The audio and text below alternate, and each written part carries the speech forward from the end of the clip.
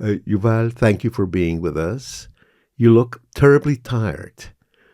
Which, how many trips did you make to Europe since your father was abducted to Gaza? Actually, this is my 7th trip to Europe from the beginning. My first trip was 3 weeks after the kidnapped. It was to Italy, to the government of Italy. And then I met President Andrzej Duda. And for this time, every delegation I was invited, I went. I was in Skopje, in Netherlands, and again in Italy to meet the Pope. Here is my 3rd time. I was in Germany also. So, do you have the feeling that the politicians, the statesmen you talk to, really want and can do something to help Alex? First, I know that many of our trips and many of our meetings had acts in the end by the people we met. We know it. So I really hope every meeting that something will happen. You know, when you talk to politicians, you never know what they're doing in the end. So I hope so. I hope they're doing everything after they hear the story. If you can tell us of some of the results, that would be very helpful. I don't know if you can tell us. You can't. Okay, there was no question. No. But the reason I asked is that people often think that this is just for show, right? Yeah. And I still want to hope that it actually isn't, that actual things can get done. Okay, in a way, in a grotesque way, this is a continuation of your line of work. You are a specialist in logistics, and now you're trying to rearrange the world to get Alex out. It's a strange way to look on it. I know I have power, you know. I know in myself that to change things. So maybe that's what led me to these trips, maybe. So you made 7 trips to Europe, but do you know how many trips Alex made to Poland? Is it even possible to count? I don't think you can count. I can say that when I was a kid, there were years he was in Poland more than in Israel. And we didn't see him for months. So Oleg Edelman, Marek Edelman's son, once told me, do you have any idea how difficult it is to share your father with an entire nation? Do you too sometimes have this feeling?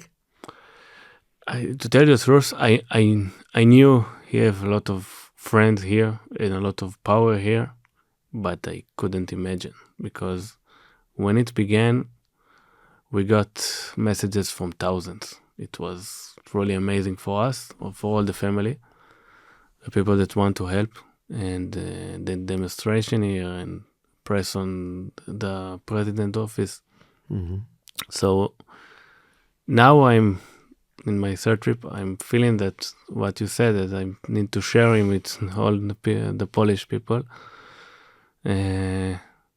I don't know what he will say about what we're doing. That's the most difficult, because it's his life that we're putting on the table, you know. And after he will come back, and I'm sure he will come back, he will need to deal with it next time he will come here. So we don't know if we're doing the right thing. That's the most frustrating thing. You're getting him out. It is the right thing, but the way I remember him, he never liked the spotlight on himself. That's why I think he mostly many of our things he wouldn't like, but I say all the time that if I need to deal with this, and in the end, that's fine. Just come back. If it works, he will like it. Yeah, he's always so targeted, focused on the goal. Yeah. So once you get him out, he'll forgive you everything. I'm sure. Tell us, in your eyes, what was it that drew him so strongly back to Poland? I think he never left Poland. When he came to Israel at 9 years old, his father and mother still speak Polish at home. I remember them speaking Polish around us, the grandchildren. And after they were gone, most of his friends were involved in this in Poland. And from 89, when he came here first after 86, I think. Something like this case, but he could have come here again. The Polish, we heard so much Polish in our house, I remember one time he went to Poland, he came back, I think I was 11. He came back with a video cassette of Polish football from the 50s, the 70s, and the 80s, I think, in Polish. And he sat in our living room and said, "Everybody, now I want to show you the Polish football." So we sat with him, all the boys, and he translated it, and we was so, and it was, and I don't think there are any Israeli boy that know Boniek and Lato and things, So there's this story he liked to tell during the Yom Kippur War. He was on the Golan, I think, and he was sitting there in position, listening to a small transistor radio, and suddenly he yells out, "Hooray!" And the guys ask, "What happened? What happened? The war is over?" "No, the Poles won at Wembley!" Yes, I remember this story. I can say that one of his friends told me after he was kidnapped that on her last trip to his house, she came inside. She came into his house when a volleyball match between women national team of Poland and I don't know who played, and he said, "Okay, we start our meeting after it will finish." So she had to sit and watch all the game. She said it was really, but this is him. Polish is in his blood. So there's this anecdote about Prince Otto von Habsburg, who happened to be an Austrian Europarliamentarian, and he was once asked, "Are you going to watch the Austria-Hungary football match?" And he answered, "And whom are we playing?" So I imagine that if Alex would be asked, "Are you going to watch the Poland-Israel match?" he would answer, "And whom are we playing?" Yeah, I can say that we had several times that even like in the Olympic Games, so we need to choose if to see a Polish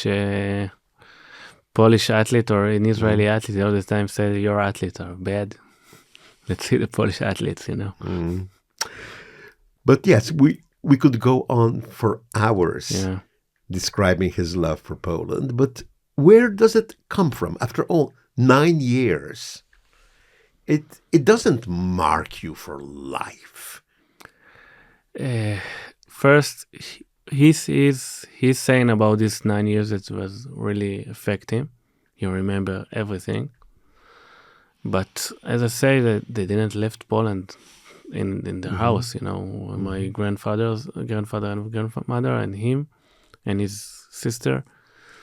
Poland was around them all the time. So even if he went on to the kibbutz, his house was full of books in Polish. So he all the time was around it. So he didn't, I think in his mind, he didn't leave Poland. Yes, but still, why? After all, I know, you certainly know, many Jewish families from Poland that once they made Aliyah, they no longer really were interested in Poland or even had negative feelings about it because they were thrown out or they had to flee. So what makes the difference?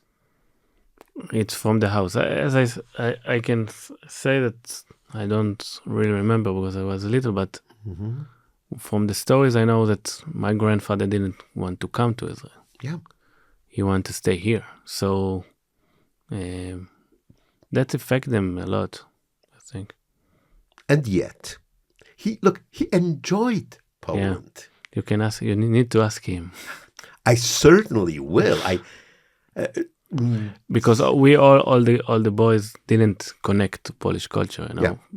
Yeah. I don't know a word in Polish, so I don't know why he was so involved in this, but I think it was in his blood, as I said, from house, you know. When I met him here, it was so obvious that you didn't even ask. I mean, he was in his element here, right? I certainly will ask him. Yeah. And of course, Poland couldn't compete for you with Israel. I mean, you were in full immersion in Israel. You're born Israeli. But he is also a full Israeli, you know. Yeah, this is the point. His friends say 200% a man, you know, 100% Polish and 100% Israeli, because he was 100% Israeli, because to be agricultural and to work in the fields and to go every morning to the fields, and it was as important to him like a guide in Poland. Absolutely. So he had all the time his conflict between Poland and Israel. But I think he loved both countries the same. But when you say conflict, do you mean just a time conflict? Or was it that different values were involved in his love for both countries? I think it's different values, because Poland and Israel culture are really different. Tell us why. We are, I think, more aggressive. I don't know. More everything needs to be fast, and here it's more, you know, stable. This will come as news to our listeners. You may be sure of that. Now Poland is like Israel, you know. But if you look back, I think that he found his soul in Poland and his mind in Israel, I can say. That's a very interesting way of putting it. You're right, because Alex is the incarnation of the Israeli dream, right? He's the intellectual who works in the fields, the scholar who is also a soldier. He incarnates all the values that the state of Israel expects of its citizens. But Israel seems to think that once you incarnate all those values, that's enough. You don't need to look for something more overseas. In this sense, didn't some of his Israeli friends see his love of Poland not as a betrayal of Israel, but as like looking for something more? Yeah. Did you get that feeling? Yeah. I think many call him the Pole, you know, to see if he will get angry from this, but made them happy. But for him, it was happy, you know, because he said, "Okay, I don't care. You're calling me like this." As I say, his soul was here all the time. So for us, we felt it at home very, very well in every aspect, you know, even it's in food, in culture, and everything.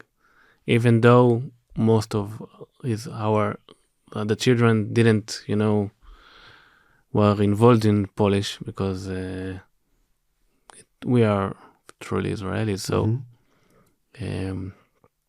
for him, it was another, you know, another issue that was his, you know.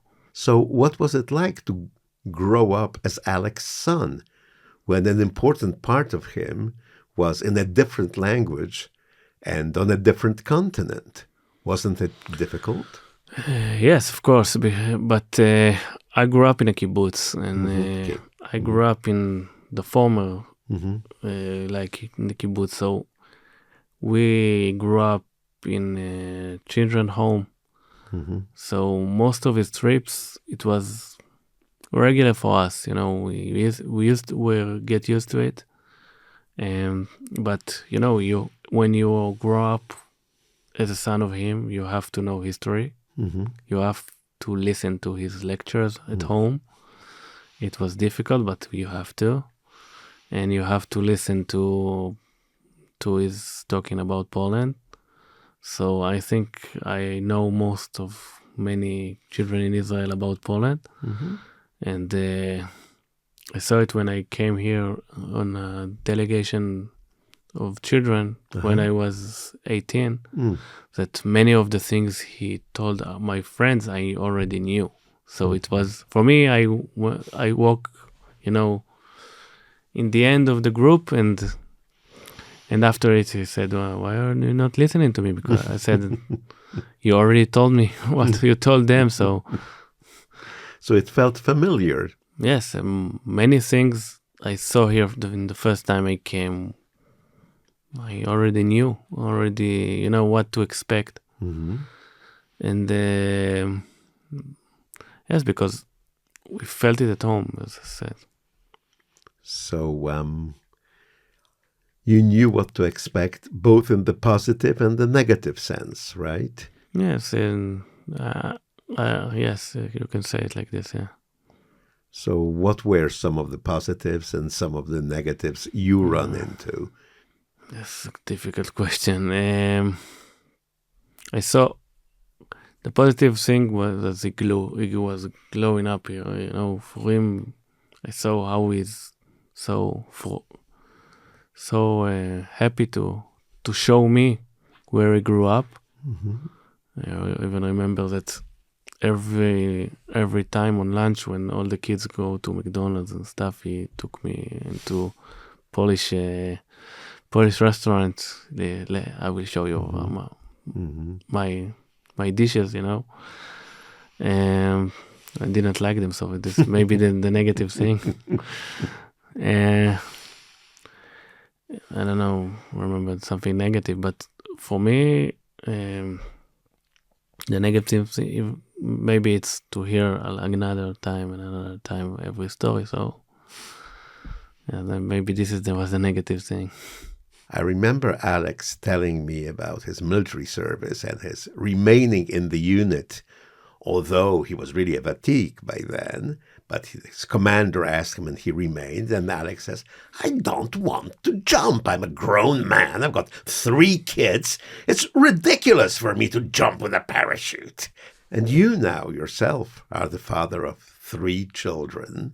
So being a father, do you now see Alex differently than when you were only a son? This is also a difficult question because I think our way of living is very far from our way of living in the kibbutz. Mm-hmm. So the similarity is, I can't find the similarity between us, I don't know how to answer this question, When you come here, people want to talk with you about Alex. And I imagine that the image of Alex that emerges from those questions might be somewhat different than your personal, private image of Alex, right? Yes. Did you see any interesting differences?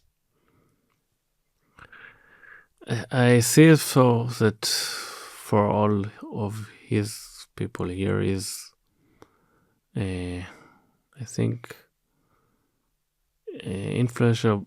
It's an educator for all of them. It's a teacher for all of them, and I see is how they describe how he talks, and to us he talk different. It was really, for me, as I said in the beginning, we were really surprised for the amount of people that want to talk about him. And this was really surprising for us. He changed some people's lives. I spoke to Polish students who had met him and for whom he often was the first Israeli, the first Jew they ever met.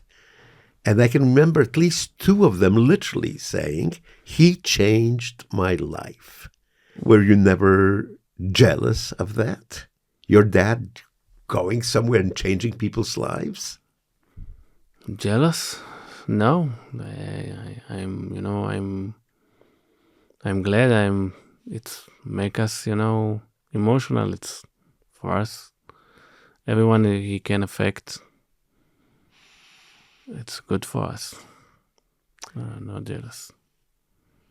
He certainly also affected a lot of people in Israel. Yeah. He affected Israeli Jews, Israeli Arabs, Palestinians. But now, after this horrible event, do you think differently about your friendships with your neighbors in Gaza? If I think, or he will think? What you think? Him we will ask. And I pretty well know what he will say, but I'm curious what you will say. I think that I was surprised of what happened, but I thought that after 20 years of bombings, if we are doing nothing, something will happen, I think the most of the Palestinians will want peace eventually, because they will understand we can't live in like this for many years. I really hope so, because to live in all the time with military operations, it's not a way of life. So I really hope that something will happen and we can live in peace. I hope so. You say that something will happen, but what needs to happen? Look, it's imaginable that some of the Palestinians you were friends with then helped Hamas prepare the slaughter. Yeah. It could have happened. I think that's what happened, because in many of the kibbutz, they knew exactly who live in which house, how many people they were going to meet.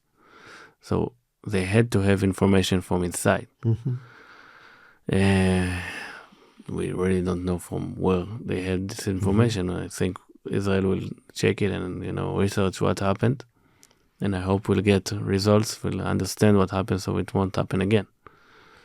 And I hope the Palestinians will understand that we can't live like this anymore. So what needs to happen?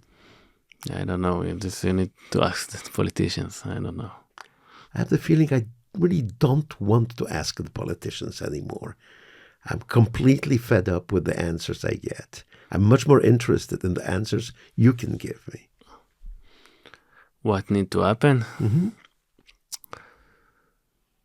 As I say, everybody needs to understand that we need to live in Israel like normal human beings all over the world.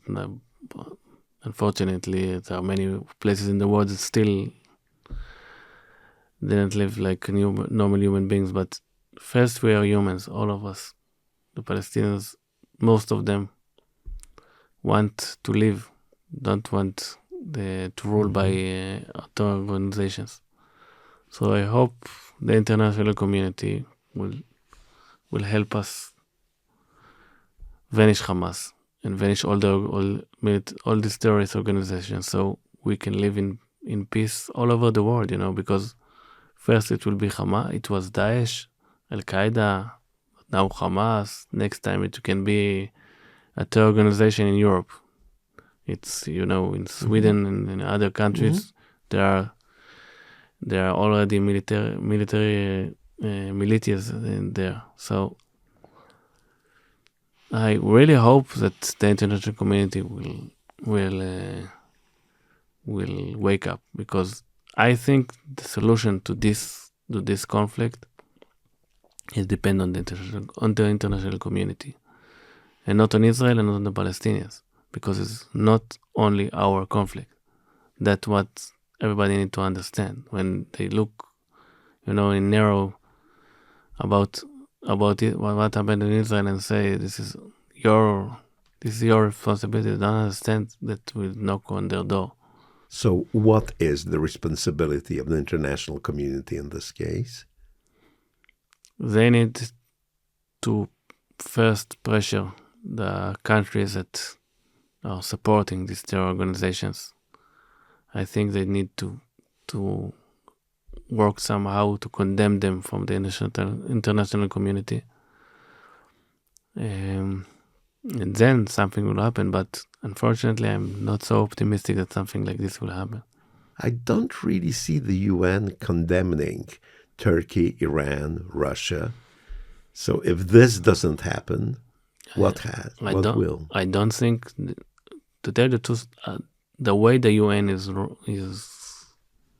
worked, we can't have hope in this organization, because now we have more countries that are not democratic and not liberal in the UN. So of course they will speak to Israel like Israel is the most, cruel country in the world. But when we have more condemns than Iran or more condemns than Russia, it's absurd, So I think the free world need to think how to organize things different, how to take things different. We are the UN established in 1948.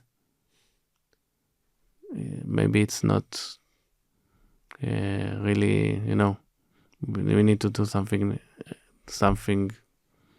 different. You said earlier that first Israel needs to defeat Hamas, and I agree with you completely. But what should happen on the day after? A Palestinian state? I don't know. We need to find a solution. But I tell you the truth, I can't see the day after, because for me, I live now my day, because if the 106 hostages won't come back, and if all of them will come back in coffins, I don't see how we can live anymore in Israel, in peace and in security. So first, I want my father alive, along with my uncle that also is hostage, and all our people that get hostage, because every one of them is my new family. A lot of their families went with me to delegation and to meeting across Israel, and I know the story of each and everyone like it's my brother, my father, and my sister. So I want them back, and when they will come back and we can start thinking straight, we'll see what do next. But I can't think about it, I understand this, but when you look at the present day, you also have to think about the policy of the Israeli government. The government tells us that there are two goals of the war: to free the hostages and to crush Hamas. Do you think those two goals are compatible? After all, we cannot get the hostages out without a deal with Hamas, and the deal with Hamas will make Hamas stronger. I just need to hope, that the two goals, we can achieve the two goals, because if you want to achieve the two goals, I don't know how you can manage to live in Israel anymore. So these two goals are, I think, Israel depends on these two goals now. So I really, really hope, and I'm convinced that my government wanted to go, and I'm convinced that they're trying everything they can possibly do to bring these goals, because they understand they are responsible. So I really hope so, because the only thing we left is with hopes, Halina Birnbaum, the Polish Jewish writer, says hope is the last thing to die. Yeah, that's what we are feeling now, because we are struggling to know to know if military operation is the key, if a deal is the key. I don't know, if I will be a leader of a state, I will know. But for now, we are only, regular people that want our loved ones back. As I say, I want to be fired of this job of being a diplomatic and journalist, and I don't know what I'm any other things I'm doing in this past 111 days, and to come back to our boring life. That's what we want. From your lips straight to God's ears. Yeah, amen. Amen. But in the meantime, we still need to talk about this reality. Yeah. Alex's brother-in-law is now on the border demonstrating against humanitarian aid being sent into Gaza, and saying that it is absurd that Israel is sending food, water, fuel, medication to the Palestinians in Gaza who are torturing the hostages. What do you think about it? This is a very bad conflict, but when you think about, I think when you think about the situation, you need to think, wide. Because if we won't get humanitarian aid inside, we don't get international legitimacy to persuade in this conflict. And if we don't get humanitarian aid inside, what my father will eat? That's what I'm thinking. I'm thinking that this humanitarian aid, mostly that's what keep them alive.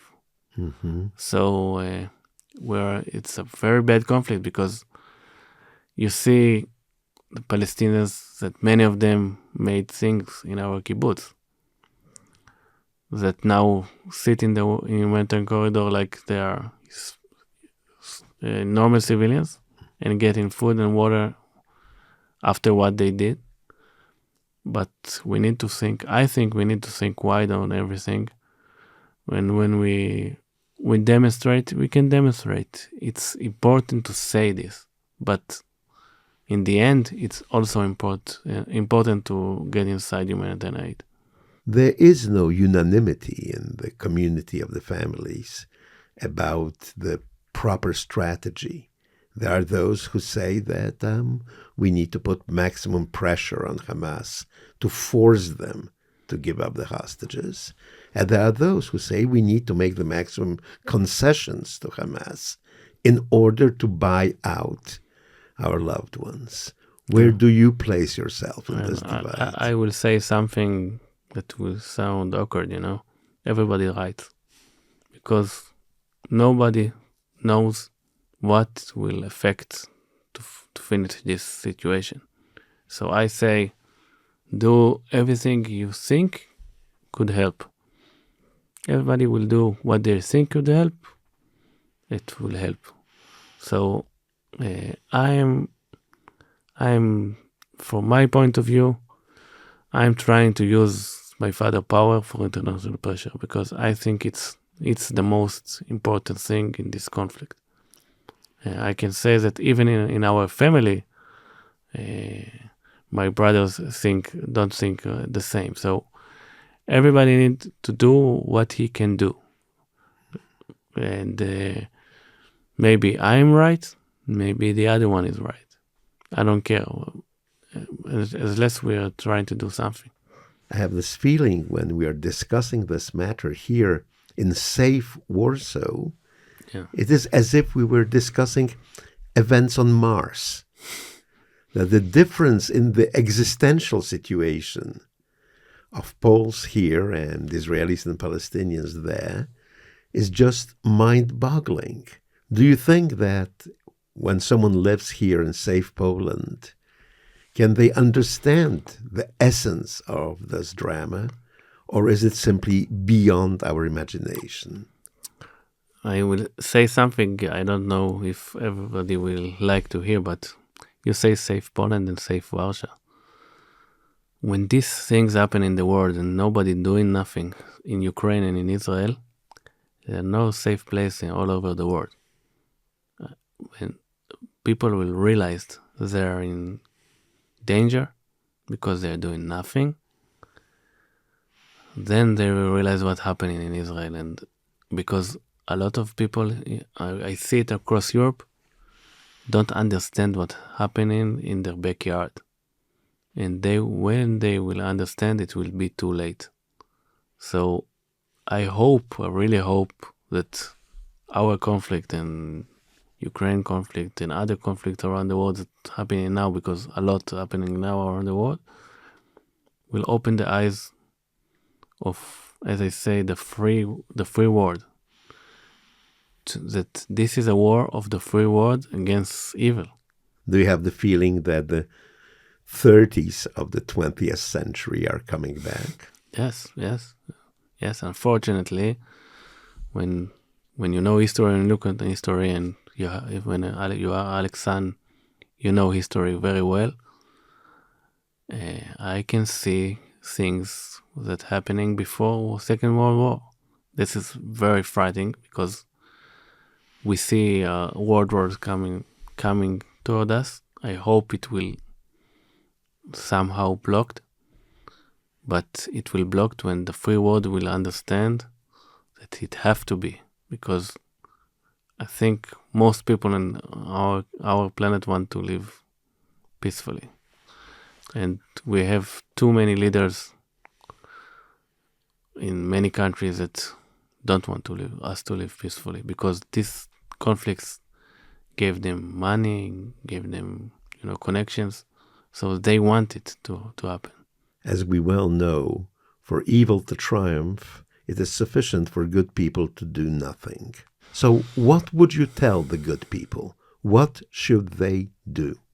First, support the good and not the evil. Second, to call everybody to do the same like them, and don't sit at home and say, this is not my field, this is not on me. What happened in Israel I don't care because it's in the Middle East. And say and support the good, because we didn't start this war. We didn't want this war.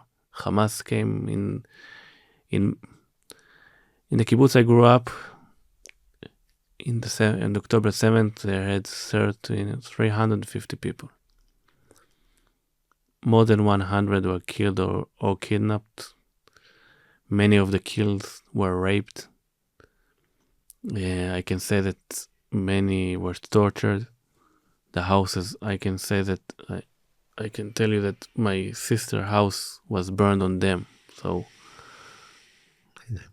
for me, she is alive, so I'm glad she. So we didn't ask for it, We are 20 years living bombs, trying to live, and they'd say, okay, this Hamas, the civilians are not responsible for it. But you see, when the civilians had the chance, they came in the kibbutz with hundreds. And many kidnaps were kidnapped by normal civilians that just, sold them to Hamas on jihad, or I don't know to which organization. So when you look at it like this, you need to understand that now we are defending ourselves. So if you want to support good, we need to support Israel in this conflict. I'm sure Israel don't all the things Israel doing it's right. I'm sure as you say, in a war you have mistakes, unfortunately. I hope we're doing less mistakes that we can. But we don't want to kill anyone. We just want to live in peace. My father lived for 50 years near the border. You can't live near the border if you don't believe in peace, because otherwise you run away. And every time they throw missiles on the kibbutz, he said, okay, this is Hamas, they hold the civilians. This is not a war against civilians. and I don't know what he said will came out. So we need to change our reality. We can't live in this reality anymore. I'm praying that we will be able to record a second part of this conversation with Alex and you at your home. I hope so, yeah. And thank you very much Thank you for the time you shared with us. Thank you.